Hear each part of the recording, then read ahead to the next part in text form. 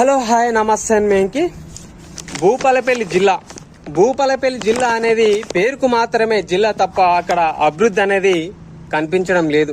ప్రభుత్వ కార్యాలయాల్లో సరిపడా అధికారులు ఉన్నప్పుడు మాత్రమే అక్కడ అభివృద్ధి అనేది కనబడుతుంది.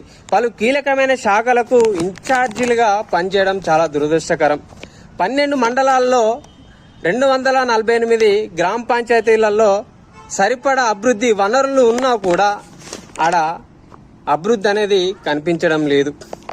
సంవత్సర కాలం పాటు అదనపు కలెక్టర్గా ఉండాల్సింది అక్కడ అదనపు కలెక్టర్ లేకపోవడం చాలా దురదృష్టకరం. అది జిల్లా పరిషత్ సీఈఓను ఇన్ఛార్జిగా అదనపు కలెక్టర్గా 9 నెలల క్రితం నియమించడం చాలా బాధాకరం. 15 శాఖలకు భూపాలపల్లి జిల్లాలోని 15 శాఖలకు ఇన్ఛార్జీలుగా అక్కడ పనులు వ్యవహరించడం చాలా బాధాకరం. పంచాయతీ శాఖ అధికారి పదవి విరమణ పొందినా కూడా డిఎల్పిఓగా ఇన్ఛార్జిగా బాధ్యతలు వ్యవహరించడం చాలా దురదృష్టకరం. దివ్యాంగుల శిశు సంక్షేమ శాఖ అధికారి పదవి విరమణ పొందినా కూడా 5 నెలల క్రితం సిడిపిఓగా బాధ్యతలు వ్యవహరించడం చాలా బాధాకరం. ఇంత జరుగుతున్నా అక్కడ అధికారులు లేకపోయినా పాలన కొనసాగించడం చాలా దురదృష్టకరం. భూపాలపల్లి జిల్లా అనేది చాలా వెనుకబడ్డ ప్రాంతం.